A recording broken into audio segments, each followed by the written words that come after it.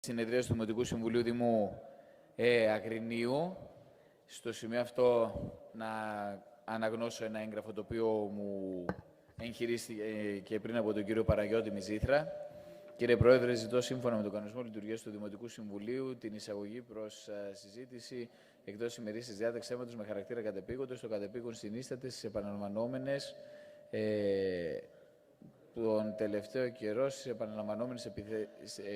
τον τελευταίο καιρό επιθέσεις αδεσπότων κατά κατοίκων του Καινουρίου και της Παραβόλας, με αποτέλεσμα τους σοβαρούς τραυματισμούς τους και την παροχή νοσοκομιακής φροντίδας. Υπάρχει κατάθεση μήνυσης από τα θύματα και απέτηση υποβολής αποζημίωσης. Ο κλονισμός της ασφάλειας των κατοίκων, καθώς και η λήψη μέτρων καθιστά το θέμα επίγον και χρειάζεται άμεση κινητοποίηση από την πλευρά του Δήμου. Ο 4830-2021 δεν είναι προαιρετικός, είναι υποχρέωση του Δήμου. Ευχαριστώ πολύ και τα λοιπά. Το ανακοινώσκω σαν ενημέρωση λόγω του ότι μου γνωστοποιήθηκε, μου κοινοποιήθηκε πριν. Ναι.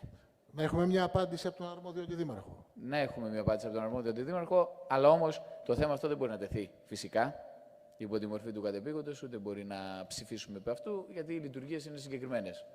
Κύριε Μαρνέζο. Καλησπέρα στο σώμα. Θέλω να ενημερώσω σχετικά με την Παραβόλα. Είναι ένα μέρος όπου η υπηρεσία μας δέχεται τα τελευταία 5 χρόνια που είμαι εγώ αντιδήμαρχος, σχεδόν κάθε εβδομάδα κλήση, και κυριολεκτός αυτό που λέω, είναι η περιοχή που έχουμε κάνει τις περισσότερες περισυλλογές όλα αυτά τα χρόνια. Παρά το γεγονός αυτό όμως, δυστυχώς, υπάρχουν κάποιοι συμπολίτες μας στην Παραβόλα, οι οποίοι όσες φορές και να μαζέψουν τη σκυλιά, άλλες τόσες φέρνουν.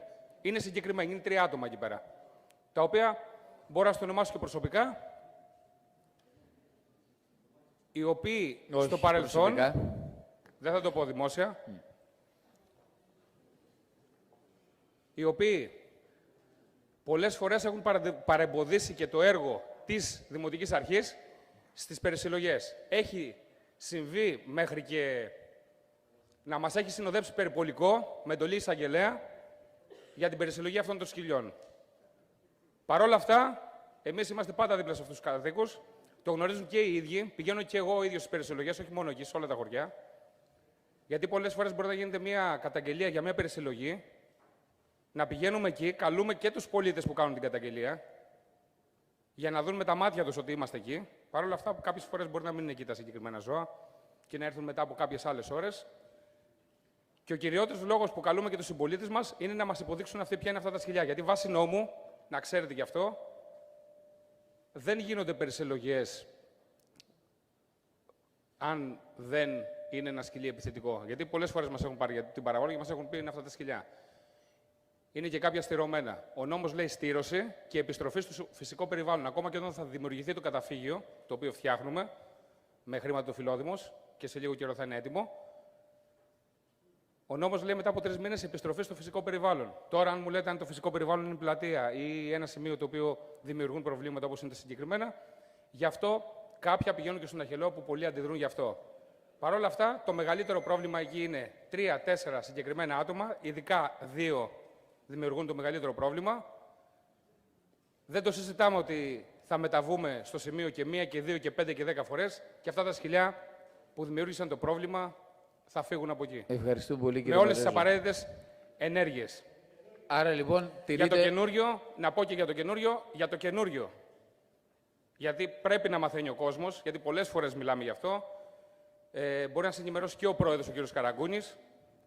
Πριν από 1 μήνα περίπου μας ενημέρωσαν ότι είναι κάποια επιθετικά σκυλιά, μια γέλη. Όταν μεταβήκαμε στο σημείο, μας είπε ο ίδιος ο πρόεδρος ότι τελικά το σκυλί αυτό που δημιουργήσε το πρόβλημα ήταν ενός συμπολίτη μας, ο οποίος το είχε αφημένο να φέρνει βόλτα. Το μάζεψε, ήταν θηλυκό και ήταν σε εποχή ίστρου, έτσι να το πω, όταν υπάρχει ίστρος στο θηλυκό σκυλί, μαζεύονται άλλα 10 από 2 χιλιόμετρα το μυρίζουν. Το μάζεψε. Βέβαια, αν το είχαμε βρει εμείς, θα πηγαίναμε στην αστυνομία κατευθείαν, θα το περισυλλέγαμε και θα πηγαίναμε στην αστυνομία με τις όποιες κυρώσεις που έχει ο πολίτης.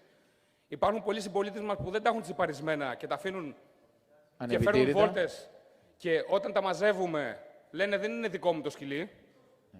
Δυστυχώς δεν μιλάνε οι γείτονες για το συγκεκριμένο ζήτημα.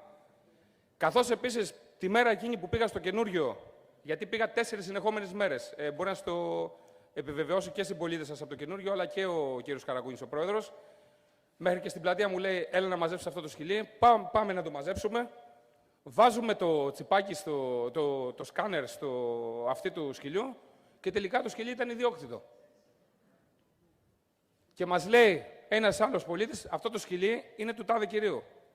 Εκεί που ήμουν έτοιμος εγώ να καλέσω κατευθείαν την αστυνομία, το μάζεψαν. Και παρόλα αυτά τους ενημέρωσα ότι την επόμενη φορά που θα βρω οποιοδήποτε σκυλί να βρίσκεται ανεπιτήρητο στον δρόμο και ειδικά να έχει τσιπάκι, το έχω πράξει στο παρελθόν, έχει βεβαιωθεί πρόστιμο 6.000 ευρώ στη συμπολίτη μας. Εγώ το πρώτο πράγμα που θα κάνω είναι να πάω στην αστυνομία. Δυστυχώς, το μεγαλύτερο πρόβλημα δημιουργείται όχι από αδέσποτα σκυλιά, αλλά από σκυλιά τα οποία ανήκουν σε συμπολίτες μας, τα αφήνουν ανεξέλεκτα να φέρνουν βόλτες στο χωριό και μετά από λίγο καιρό μας παίρνουν κόσμος και μας κάνουν παράπονα. Αλλά όμως δυστυχώς, ενώ ξέρουν σε ποιον ανήκουν τα σκυλιά. Είστε σαφείς, το πρωτόκολλο τηρείται επακριβώς. Έχουμε ξεφύγει λίγο από τη διαδικασία. Έπρεπε να διαβάσω μόνο το έγγραφο και τέλος. Και προχωρούμε.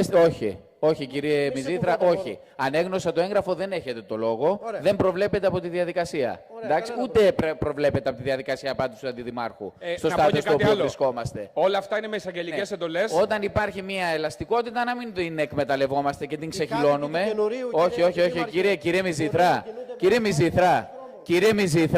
κύριε Μιζήτρα, δεν έχετε το λόγο, σας παρακαλώ.